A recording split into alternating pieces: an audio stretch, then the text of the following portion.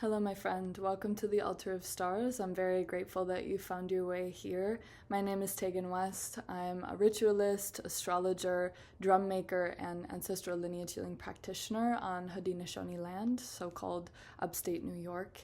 And my own ancestors come from Ireland, Syria, Lebanon, Sicily, and Anishinaabe territory in what is now known as Canada.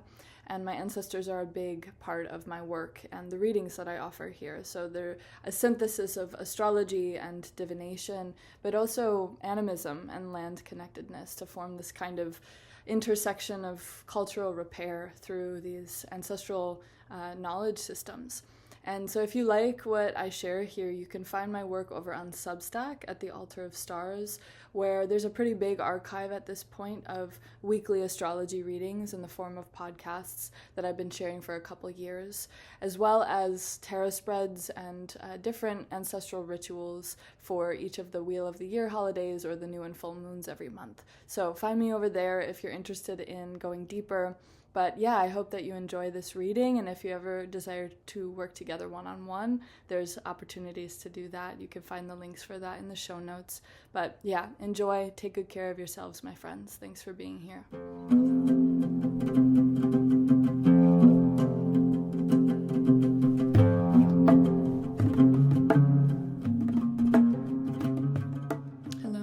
Welcome back to the Altar of Stars. This is the week ahead reading for the week of August 2nd, 2026.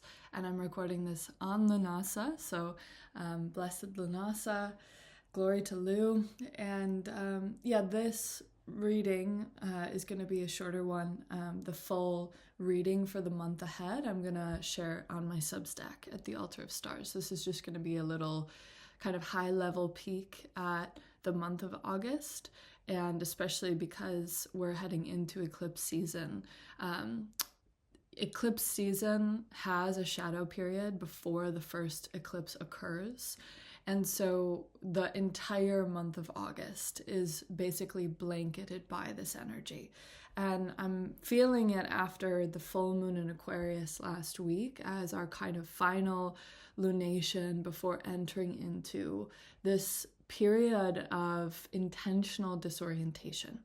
And as an astrologer, having followed these cycles for many years, I think it's actually really important to not search for clarity during this time. There's really big medicine in being turned upside down. It's the medicine of the hanged man or the trickster. And the real gift of it is that while we're in a state of fogginess or disorientation, we're actually being kind of rearranged at a psyche level. It's kind of a deconstruction of the usual pathways that we're familiar with and we're comfortable with in how we function in our life. And if we were only ever digging deeper into those normal, expected pathways, it's really about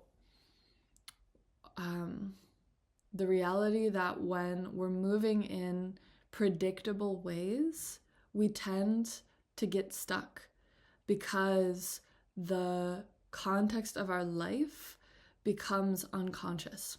We just start to play into this expected, predictable way of moving that doesn't challenge us to see what's in the periphery. It doesn't ask us to kind of challenge our own programming or biases, right?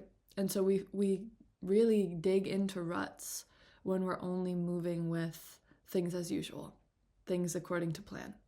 And I feel the real wisdom of eclipse season is like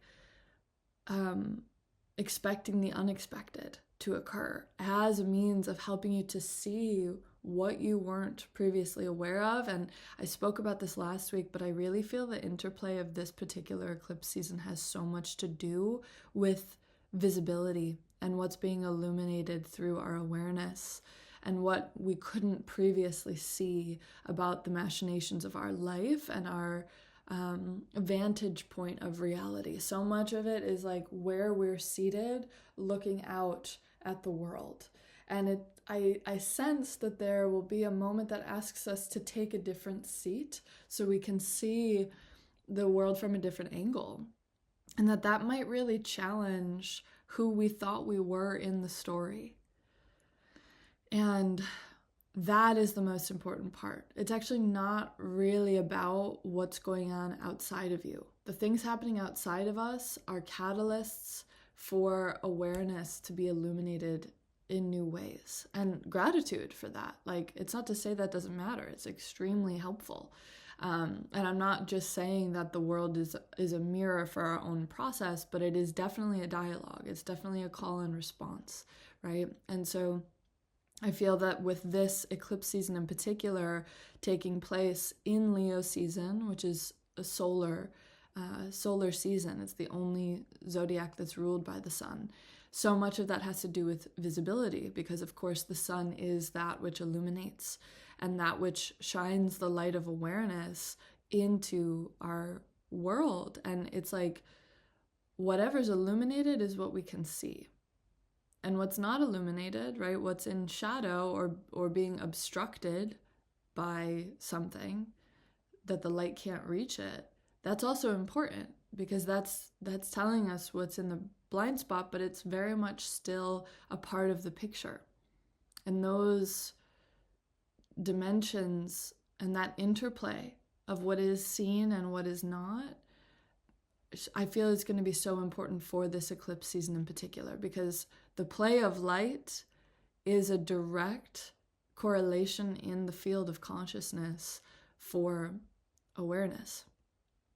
And I'm talking about this all the time, but really the true heart of alchemical practice is the interplay of awareness, and that which is unconscious being a reactive force. It's like the lead in alchemy.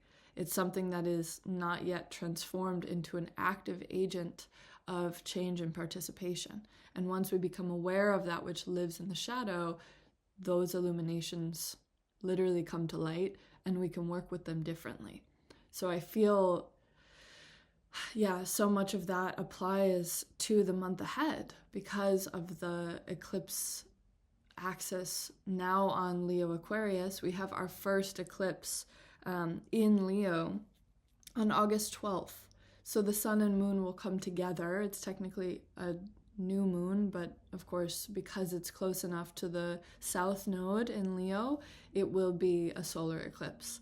And with the two luminaries coming together at this point of the axis, this is our initial activating eclipse for the next 2 years on the Leo Aquarius axis. It's big.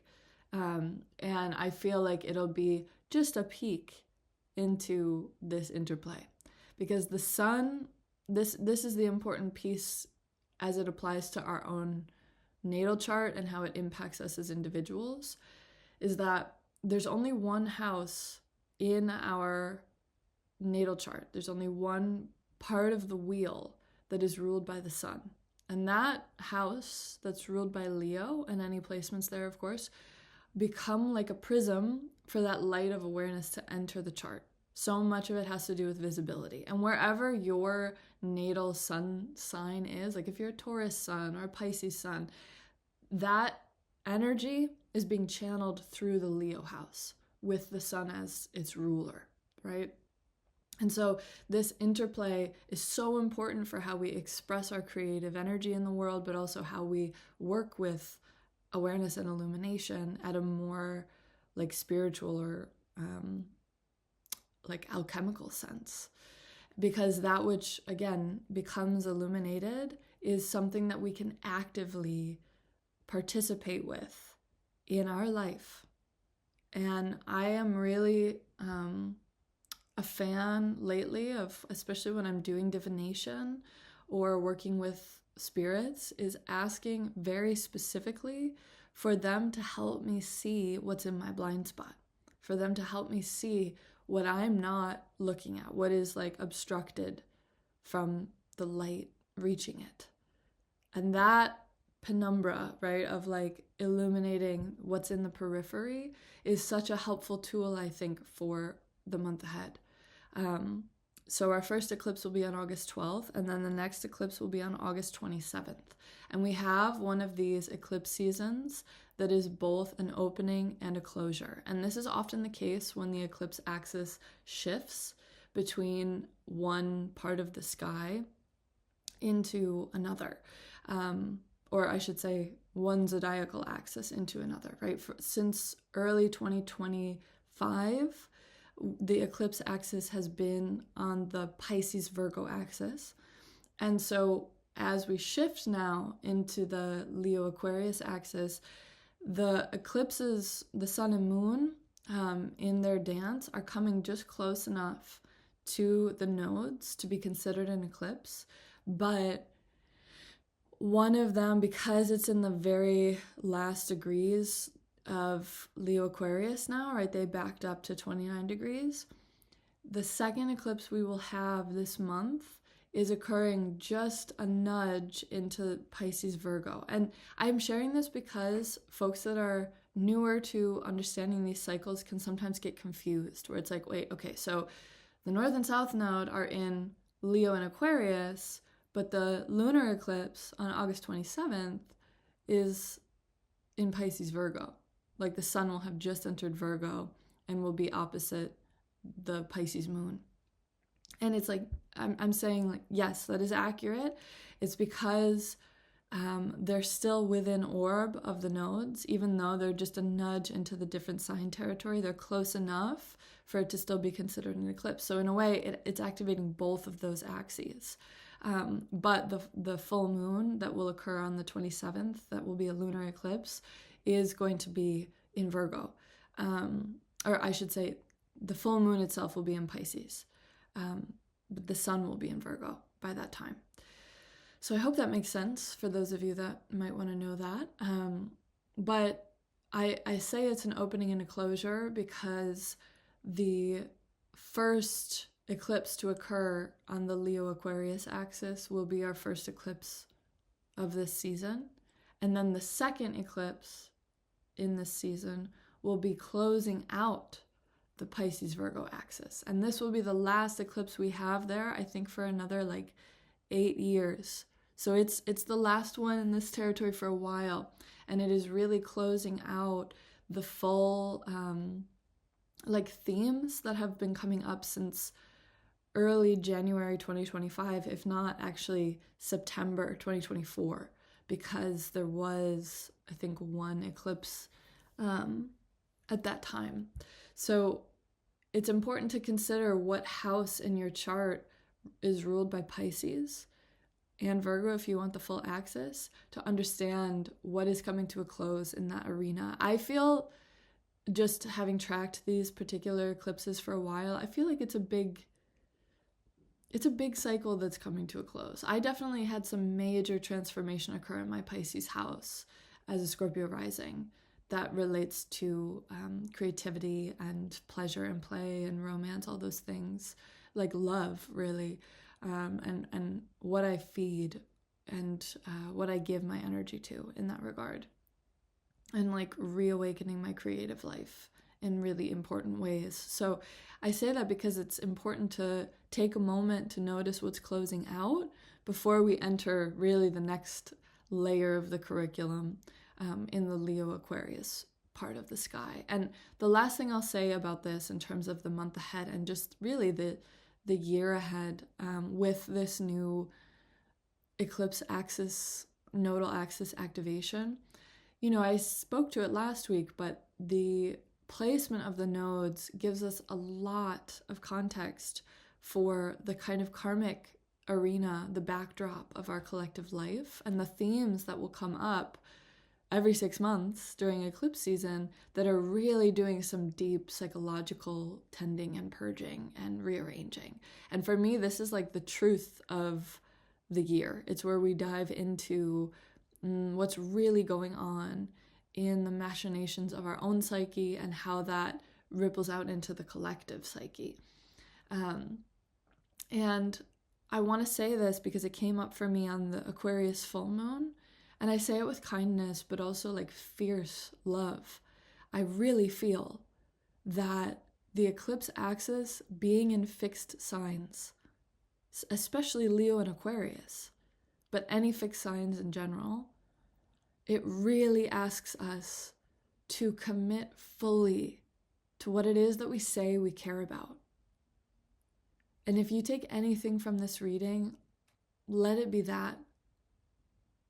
Like, not to be dramatic about it, but my sense is that we have to go harder for what it is that we value. We have to stand behind our morals with our full chest, with our whole being.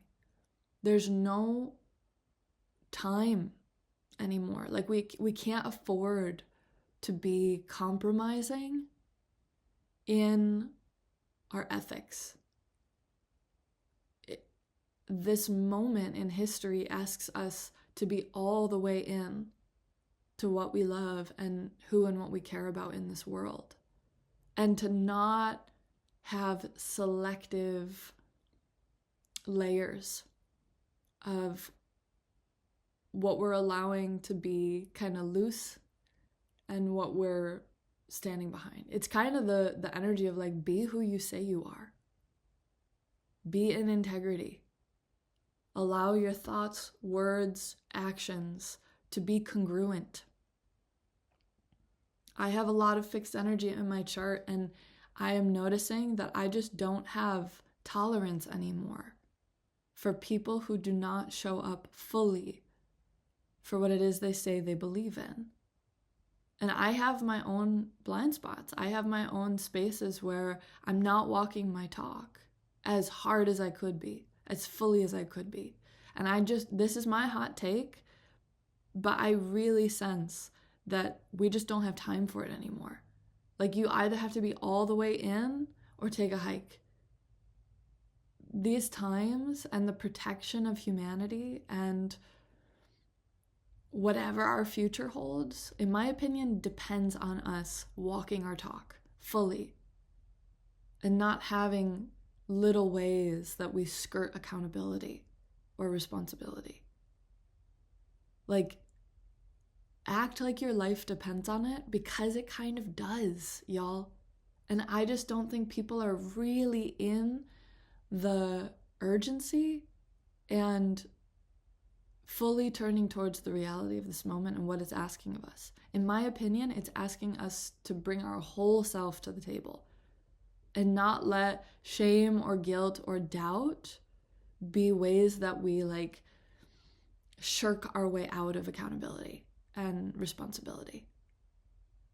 Like, it's a fist beating your chest kind of moment to be who you say you are. That's my hot take. And I think that my sense, even just from the full moon in Aquarius, and maybe it's because I have a lot of fixed energy on my angles, but I think my sense is that this is partially collective as well. It's like, oh, this isn't about the superficial layers of Leo and Aquarius as like visibility and ego. Like, yes, that, but more than anything, it's about the fixed energy.